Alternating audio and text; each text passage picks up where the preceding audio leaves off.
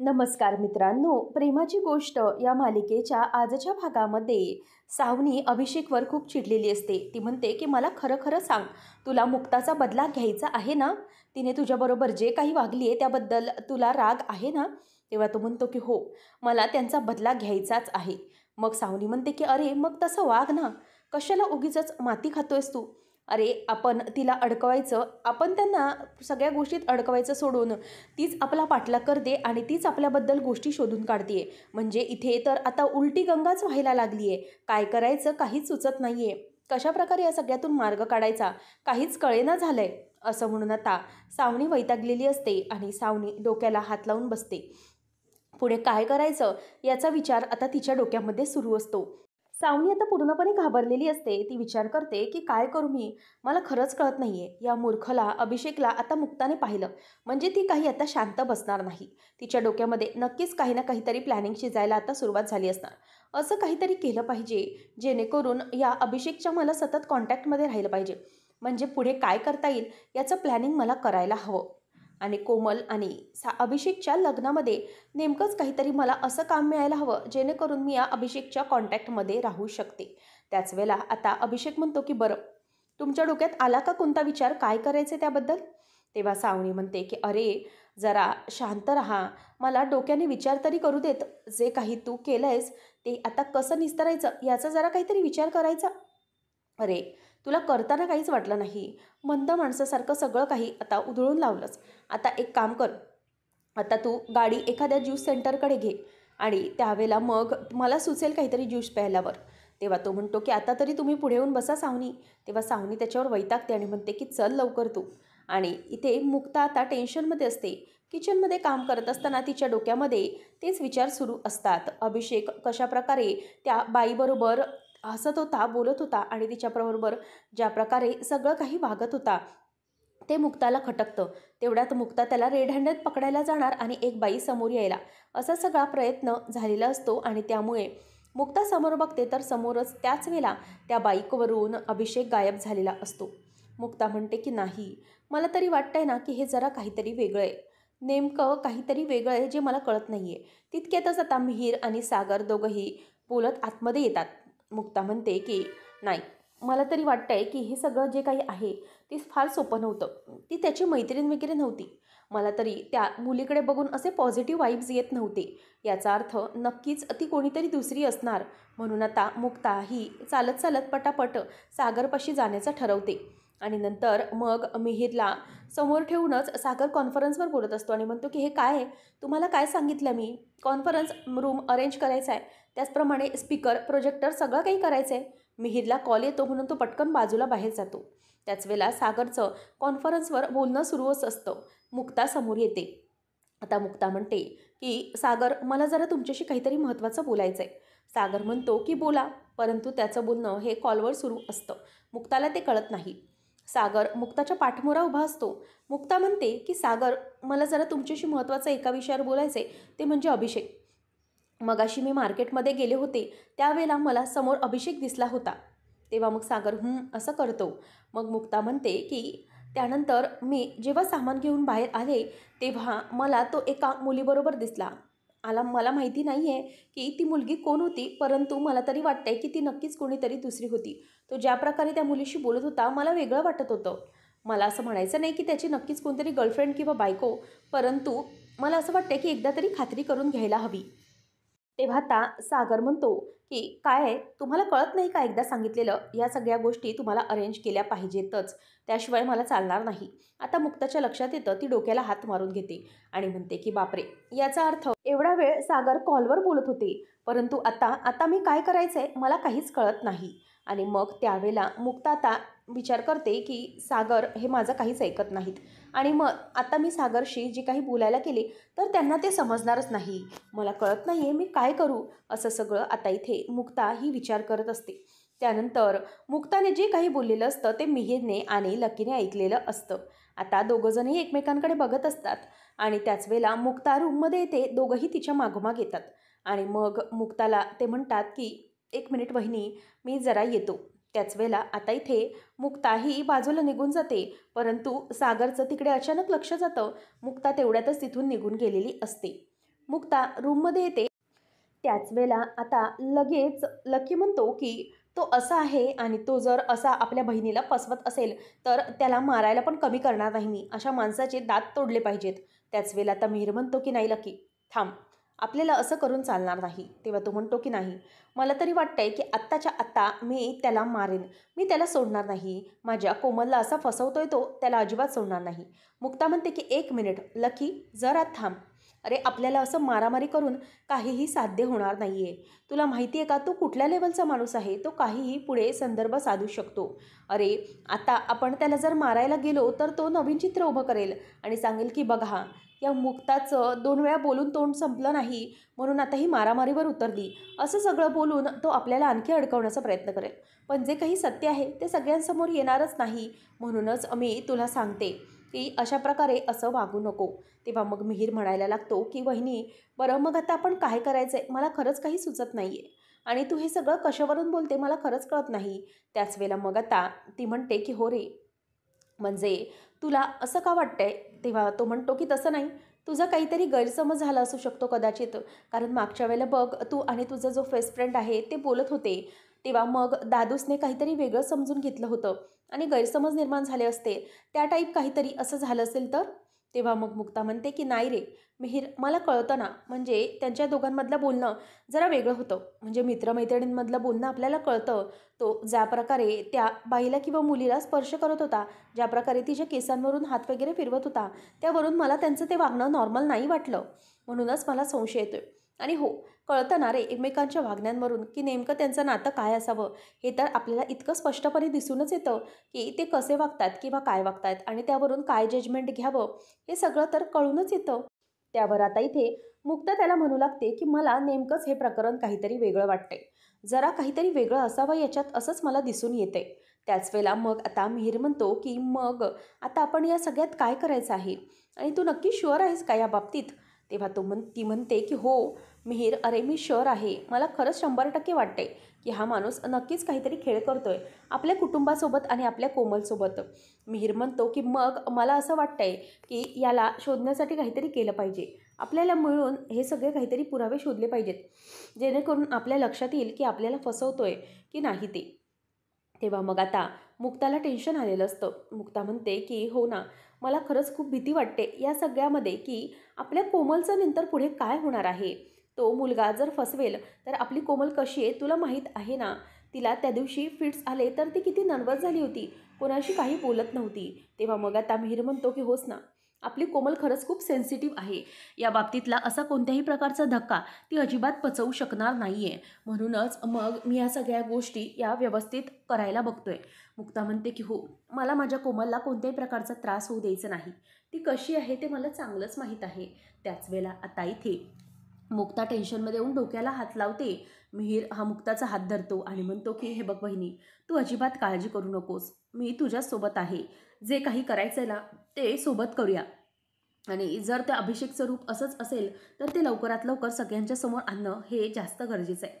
आणि मग दादूसला सांगितलं तर. तेव्हा ती म्हणते की हो, मी सागरला सांगण्याचा प्रयत्न केला परंतु मला असं वाटत नाही की ते ऐकून घेणार नाही. तेव्हा मग मिहीर म्हणतो की हो, तू सांगूच नको. अगं विश्वास ठेवणं तर दूर, ते तुझा एक चकार शब्द देखील ऐकून घेणार नाही. कारण मागच्या वेळेला जे काही झालं त्यावरून तो या लग्नाबद्दल आता काहीही दुसरं ऐकून घेणार नाही आहे. मग आता मुक्ता म्हणते की हो, तेच तर आहे ना, तेच आहे. म्हणूनच तर मला आता टेन्शन आलं आहे की या सगळ्या गोष्टी कशा हँडल असतील. पण मी शुअरली सांगू शकते की नक्कीच तो अभिषेक काहीतरी गडबड आहे. मग मिहीर म्हणतो की हो चालेल, मग आता आपण हे सगळं शोधूयाच. तेव्हा आता तेवढ्यातच लकीही खाली वागतो. लकी म्हणतो की मिहीर नाही, आता हा लकी पण तुझ्यासोबत आहे वहिनी. काही झालं तरीही आपण तिघीजणं मिळून हे सगळं शोधून काढू. आता ह्या सगळ्या गोष्टींमध्ये आपण फक्त एकाच गोष्टीवर लक्ष द्यायचं, ते म्हणजे प्रोजेक्ट अभिषेक, मिशन अभिषेक असं आपण आता ठरवूया. तेवढ्यातच दरवाजा उघडला जातो आणि समोरून सागर येतो. आता सागर म्हणतो की काय, हे काय चाललंय काय तुमचं.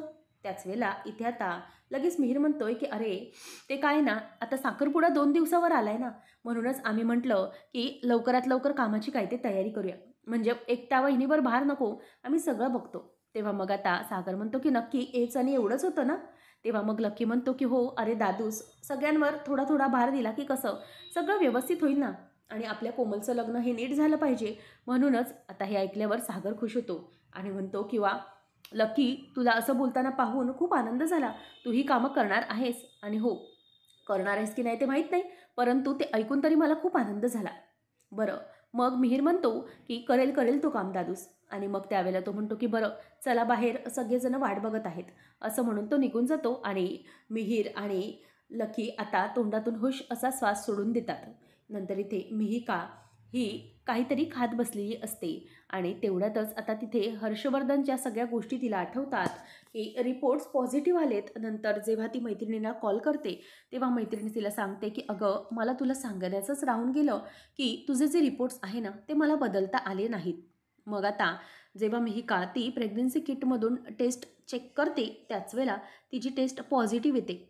त्यानंतर मग मिहीरसोबतचा घालवलेला क्षण हा तिला आठवू लागतो. ज्यावेळेला मिहीर आणि मिहिका दोघंजणही एकत्र आलेले असतात, तो क्षण आता तिला आठवतो. आणि मग त्या सगळ्यामध्ये ती हरवून गेलेली असते आणि स्वतःच्याच पोटाला हात लावत ती ते सगळं एन्जॉय करत असते. मग समोरून हर्षवर्धन आला याच्याकडेही तिचं लक्ष नसतं. आता मिहिका ते सगळं खाऊन संपवते आणि तिथून बाजूला निघून जाते, परंतु तिचं लक्ष मात्र हर्षवर्धन मागे आहे याकडे जात नाही. आता हर्षवर्धनला मिहिकाचा तो अगदी पॉझिटिव्ह मूड आणि सगळं चांगलं वागणं हे खटकत असतं. तो म्हणतो की मी काय करून बसलो आहे खरंच मला कळत नाही. नाही म्हणजे या सगळ्या गोष्टीमध्ये मी एका अगोदरच प्रेग्नेंट असलेल्या मुलीशी लग्न करून बसलो. आता खरंच मला काय करायचे ना काहीही कळत नाही आहे. ही मूर्ख मिहिका अगोदर प्रेग्नेंट आहे हे जर मला समजलं असतं तर मग मी हिच्याशी लग्नच केलं नसतं. काय चाललंय माझ्या नशिबामध्ये. नाही म्हणजे दुसऱ्यांच्या मुलांना जन्म देणं आणि त्यांच्या मुलांचं पालनपोषण करणं इतकंच नाही करायचं आहे मला. नाही, यातून मला काहीतरी मार्ग काढला पाहिजे. या मिहिकापासून आणि तिच्या बाळापासून मला कायमची सुटका करून घेतली पाहिजे. मग आता त्याच्या डोक्यामध्ये घाणेरडं प्लॅनिंग शिजायला सुरुवात होतो. तो म्हणतो की आता हिच्या पोटामध्ये बाळ आहे. जर एखादी काहीतरी दुर्घटना घडली, छोटंसं काहीतरी ॲक्सिडेंट झालं तर ते तेवढं पुरेसं आहे या पोटातल्या बाळाला जाण्यासाठी. म्हणूनच मग आता मला तेच केलं पाहिजे. हिच्या बाबतीत काहीतरी घडवून आणलं पाहिजे, जेणेकरून हे ॲक्सिडंट छोटंसं असेल परंतु माझ्या आयुष्यातलं सगळ्यात मोठं टेन्शन हे दूर झालेलं असेल, असं म्हणून आता तो खुश होत असतो. आणि मिहिका, आता मात्र तू माझ्या आयुष्यातून जाणार असं म्हणून तो आता खुश होत असतो. तर इथे कोमल म्हणत असते की हे बघ ताई, मी ना एक काम करेन, असं ना मेसी बंद करेन आणि बाजूने 2 अशा लट सोडेन. त्याच वेळेला आता ती म्हणते की बघ, तू हे जे सगळं केलंस ना तर मम्मी तुला फटके देईल, फटके. अगं, हे जे सगळं आहे ना ट्रेडिशनल लुक आहेत ना तेच तू कर आपल्या लग्नाच्या विधींसाठी. तुला ते काही ते मेसी बेसी काय करायचं आहे ना ते तू नंतर रिसेप्शनला कर, असं ती सांगत असते. तर इथे त्यांच्या चर्चा सुरू असताना गुरुजी पण आलेले असतात आणि गुरुजी त्यांच्या पत्रिका बघत असतात. त्याच वेळेला त्या पत्रिका बघत असताना गुरुजी म्हणतात की बघा, 2 दिवसानंतरचा साखरपुड्याचा मुहूर्त आहे, तुम्हाला चालणार आहे का? त्याच वेळेला इंद्राला खूपच आनंद होतो. इंद्रा म्हणते की साखरपुड्याचे 2 दिवसानंतर काय गं मुलींनो, चालणार आहे का तुम्हाला? आता स्वाती ते सगळं ऐकत असते.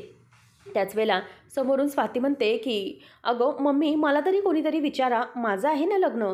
तेव्हा मग इंद्रा म्हणते की अगं मांदेले, गप्प बस, तुला काय विचारायचं आहे, तू शांत राहा. नंतर आता मग इंद्रा म्हणते की बरं ठीक आहे चालेल. मग गुरुजी म्हणतात की त्याचबरोबर 8 दिवसानंतर लग्नाचाही मुहूर्त असेल. मग आता लगेच पुन्हा कोमल म्हणते की काय, लग्नाचा मुहूर्त पुन्हा 8 दिवसानंतर? अगं मम्मी, माझ्याबद्दल कोणी विचारच करत नाही आहे. तेव्हा मग आता काय करायचं काय नाही मला तरी तुम्ही विचारा ना. तेव्हा मग आता लगेच कोमलला ती म्हणते की अगं तू गप्प बस गं, आपण बघूया काय करायचं ते, तू जरा शांत हो, असं म्हणून ती तिला गप्प बसायला सांगते. स्वाती म्हणते की मम्मी अगदी परफेक्ट आहे, काहीच गरज नाही आहे कुठल्या विचारांची, आपण या सगळ्या गोष्टींना होकारच देऊन टाकूया. तेव्हा मग आता हे ऐकल्यावर इंद्रा म्हणते की बरं ठीक आहे चालेल गुरुजी, मी तर सांगते की तुम्ही सगळं व्यवस्थित काय ते मुहूर्त आम्हाला सांगा, मग आम्ही सगळं व्यवस्थित करून घेऊ. काय गं मुक्ता, बरोबर आहे ना, बरोबर वाटतं ना तुला? तेवढ्यातच मुक्ता समोर आलेली असते, परंतु आता मुक्ता ही तिला काहीच बोलत नाही. तेव्हा गुरुजी म्हणतात की ठीक आहे चालेल, मग जी काही पूजेची सामग्री असेल ती मी तुम्हाला पाठवून देतो, मग त्यावेळेला आपण पुढे बघूया. मग आता गुरुजी म्हणतात की ठीक आहे, मी निघतो आणि ते निघून जात असतात. मुक्ताही समोर असते आणि 2 दिवसानंतर मुहूर्त म्हणून तिला आता पुन्हा टेन्शन आलेलं असतं. त्याच वेळेला आता गुरुजी गेल्यानंतर तिथे मुक्ता असते आणि मग तिथे कोमल म्हणते की काय गं मम्मी, तू असं का केलंस? मला तरी विचारायचं होतंस ना, माझं लग्न आहे ना. तेव्हा मग ती म्हणते की अगं मांदेले, कशाला काळजी करतेस तू, सगळं होईल व्यवस्थित. ती म्हणते की अगो 2 दिवस राहिलेत आणि मग आम्ही आमचं कॉस्ट्यूम वगैरे सगळं कसं काय बघणार आहोत. त्याच वेळेला आता इथे ती म्हणते की अगं कशाला काळजी करते, आपण सगळं मिळून सगळं काही करूया. तेवढ्यातच आता इथे सावनी येते आणि म्हणते की बरं कोमल, तुला आवडणार असेल तर मी एक काम करते, तुझे काही एंगेजमेंटचे कॉस्ट्यूम असतील ना ते मी डिझाईन करते, हवं तर आपण छान असे व्हायब्रंट कलर चूज करूया, सगळं छान दिसून येईल. त्याच वेळेला आता हे ऐकल्यावर स्वाती म्हणते की हो, सगळं व्यवस्थित करूया आपण, काहीच काळजीचं कारण नाही. तेवढ्यातच इथे आता इंद्रा म्हणते की नको नको, काहीच गरज नाही आहे. मग सावनी म्हणत असते की आपण मेजरमेंट्स पण घेऊया. पण सावनीचं बोलणं ती खटकवते आणि म्हणते की थांब, तिथेच थांब, काहीच गरज नाही आहे. अगं तू काहीतरी कॉस्ट्यूम डिझाईन करायला काहीतरी जाशील आणि घेशील वेगळं आणि काहीतरी वेगळंच करून देशील आणि करशील तर ठीक आहे, कधीच्या कधी काहीतरी चुकून माकून बरोबर झालंच तर त्या पावडर काहीतरी कॉस्ट्यूममध्ये ते पावडर बिवडर कुजलीचं टाकून ठेवशील आणि मग पूर्णपणे वाटला गेल्या सगळ्या प्रसंगाची. म्हणूनच तुझ्याकडे हे सगळं काही नको. त्यावेळेला आता इंद्रा म्हणते की नको ना, तू एक नंबरची अपशकुनी आहेस, म्हणूनच तुझ्या कोणत्याही गोष्टी आम्हाला काहीच नको. आता सावनीचा मात्र चेहरा पडतो, ती अगदी वाईट वाटण्याची ॲक्टिंग करू लागते. तेव्हा मग आता मी ऐकल्यावर कोमल म्हणते की मम्मी अगं असं का म्हणतेस तू, तिला करू देत ना, नाहीतर मग काय होईल. तेव्हा आता इंद्रा म्हणते की काही बी करू दे बिरू दे नको. अगं तुला कपडेच हवेत ना चांगले, तू एक काम कर, तुझ्या दादूसला सांग, तो असे 10 डिझायनर कपड्यांची तुझ्यासमोर उभे करेल आणि चांगले कपडे करून देईल तुला, काहीच गरज नाही आपल्याला कोणाचीही. तेव्हा मग आता सावनी म्हणते की प्लीज सागरची आई, अहो असं तुम्ही चुकीचं काहीही बोलू नका, चुकीचं कोणत्याही प्रकारचा गैरसमज करून घेऊ नका. मी जी अगोदर सावनी होती ना, ती सावनी मी नाही आहे, आता मी चेंज झालेली आहे, त्याच्यामुळे प्लीज तुम्ही माझ्यावर विश्वास ठेवा. तेव्हा आता लगेच ती म्हणते की नाही, काहीच गरज नाही आहे, मला माहिती आहे तू एक नंबरची अपशकुनी आहे, तुझ्या मनामध्ये कोणाचंही चांगलं झालेलं तुला आवडत नाही, म्हणूनच मी तुला सांगते की काय झालं तरी तुला या बाबतीत मी अजिबातच काही करू देणार नाही. तेव्हा मग आता माझ्या कोमलच्या लग्नावर तुझी सावली पण नको. तेव्हा मुक्ता म्हणते की हे बघा मम्मी, असं प्लीज बोलू नका, अहो ते मनापासून काहीतरी करायला बघतायत ना, मग त्यांना करू दे, आय एम शुअर त्या नक्कीच करतील आणि मला तरी वाटतंय की मी त्यांच्यावर लक्ष ठेवीन ना. मग आता हे ऐकल्यावर इंद्रा चिडते आणि म्हणते की करा, तुम्हाला काय करायचं ते करा, परंतु मला चांगलंच माहीत आहे की सावनी काही चांगलं होऊ देणार नाही. तेवढ्यातच आता ती निघून जाते आणि वैतागून निघून गेलेली इंद्रा बघितल्यावर सावनी लगेच मुक्ताकडे येते आणि म्हणते की थँक्यू व्हेरी मच मुक्ता, तू हे माझ्यासाठी जे काही केलंस ना त्यासाठी खूप थँक्यू, माझ्यावर तू विश्वास ठेवलास. आत्ता मला कळतंय की या घरामध्ये तू सगळ्यांची लाडकी का आहेस, कारण तू सगळ्यांना ऐकून घेतेस आणि आता हो मला मान्य आहे की खरंच तू बेटर आहेस. मग आता इथे लगेच सावनी म्हणते की बरं आपण जाऊया का, एक काम करूया, अगं अभिषेक रावांनाही कोणते कलर आवडत असतील वगैरे ते सगळं आपण बघू. तेव्हा मग ती म्हणते की एक काम करते, मी त्यांच्याशी न कॉन्टॅक्ट करते, मग आपण त्यांच्याबद्दल काय ते बोलू शकतो. मग आता हे ऐकल्यावर कोमल म्हणते की हो, आपण छानसं काहीतरी डिसाईड करू. तर इथे मुक्ताला ती म्हणते की वहिनी एक फिल्टर कॉफी प्लीज. तेव्हा मग कोमलसाठी ती कॉफी बनवायला जाते आणि सावनी विचार करत असते की चला आता म्हणजे ही बाजू कायमची माझ्या बाजूनेच झाली. म्हणजेच आता काय, हे कॉस्ट्यूम डिझाईनचं मी माझ्या अंगावर घेतलं, कारण मला अभिषेकशी बोलता येईल, त्याच्याशी कॉन्टॅक्ट ठेवता येईल, काही झालं तरीही या सगळ्या गोष्टी मी व्यवस्थित करू शकते. मुक्ता इथे कॉफी बनवत असते, परंतु तिचं लक्ष त्याकडे अजिबातच नसतं. त्यानंतर इथे स्वाती आणि कोमल पुन्हा एकदा कामासाठी लागतात आणि इथे सावनी विचार करत असते की कर कर, तुझ्या सगळ्या लग्नाची स्वप्न तू रंगव, परंतु आता मुक्ता तुला कळेल की तुझ्या बहिणीमुळे माझं लग्न ज्या प्रकारे मोडलं आणि जो मला ऐन लग्नामध्ये त्रास झाला, तो त्रास हा मला या लग्नामध्ये करून द्यायचा आहे. कोमलचं जेव्हा लग्न मोडेल तेव्हा तिच्या लक्षामध्ये येईल की नेमका कोणत्या प्रकारचा त्रास हा तिला होणार आहे, तेव्हाच मला माझं दुःख तुम्हाला समजेल, त्याशिवाय समजणार नाही, असं सावनी ते बोलते. मुक्ता मात्र मोठमोठ्याने इथे श्वास घेत असते आणि म्हणते की नाही, मला या लग्नाच्या बाबतीत फार काही बरं वाटत नाही आहे. स्वामी, मला काहीतरी मार्ग दाखवा. नक्कीच या सगळ्यातून त्या अभिषेकचं काहीतरी पुरावा दाखवा. तो अभिषेक हा योग्य नाही आहे कोमलसाठी. याच्यासाठी मला काहीतरी पर्याय नक्कीच दाखवा. असं म्हणून आता मुक्ता ही स्वामींचा धावा करत असते. तर आता पुढच्या भागामध्ये आपण पाहणार आहोत की इंद्रा म्हणत असते की एक नंबर जावई मिळालेला आहे आपल्याला.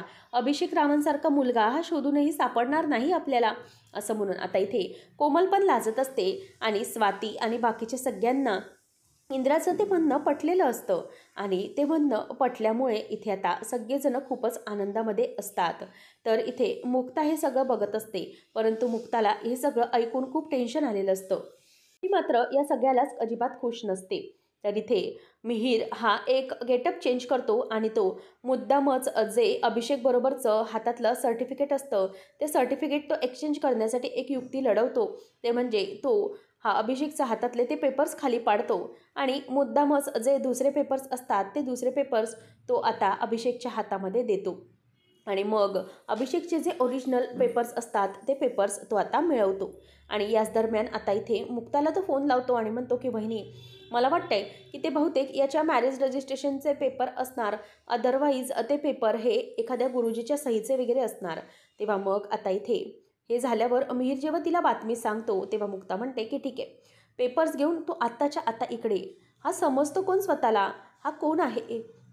नाही म्हणजे हा अशा प्रकारे आपल्या कोमलला आणि आपल्या घराला फसवेल असं वाटूच कसं शकतं त्यांना? नाही, मी बघतेच आता काय करायचं ते. तू घेऊन ये पेपर. असं मुक्ता बोलत असताना तिथून सागर ऐकतो आणि सागरला आता मुक्तावर जरा संशय येऊ लागतो आणि मुक्ताचं ते बोलणं सागरच्या कानावर पडलेलं असतं. तर इथे आता जे काही खरे पेपर्स आहेत ते हाती लागल्यावर आता सावनी ही लगेच अभिषेकला फोन करते आणि म्हणते की अरे, तू बावळट आहेस का मूर्ख? तुला ना खरंच काही कळत नाही. अरे, आता तुझ्या बाजूला जो कोणी पेपर्स तुझ्या हातात देत होता तो मिहीर होता. मिहीर, तुझ्या कसं लक्षात आलं नाही? अरे, त्या मिहीरनेच आता तुझे पेपर एक्सचेंज केलेत. आता ते पेपर घेऊन कोणत्याही क्षणी तो इथे पोचत असेल. आता काय करायचं हे तरी तुला जरा कळतंय का? आता काय करणार आहोत आपण? आपण पूर्णपणे अडकलेलो आहोत. असं म्हटल्यावर आता तिथे अभिषेकची पण पूर्णपणे हवा टाईट झालेली असते आणि आता मिहीरने आपल्याला इतकं मोठं फसवलंय हे पाहून त्याच्याही पायाखालची जमीनच अगदी हादरून जाते आणि मुक्ता आता मिहीर कधी येतोय याची वाट बघत बसलेली असते. आता इथे मुक्ता म्हणते की ते पेपर्स जर त्या अभिषेकच्या रजिस्ट्रेशनचे असले आणि लग्नाचे असले तर हे लग्न मी होऊ देणार नाही, ताबडतोब थांबवेल. अशाच अपडेटसाठी चॅनल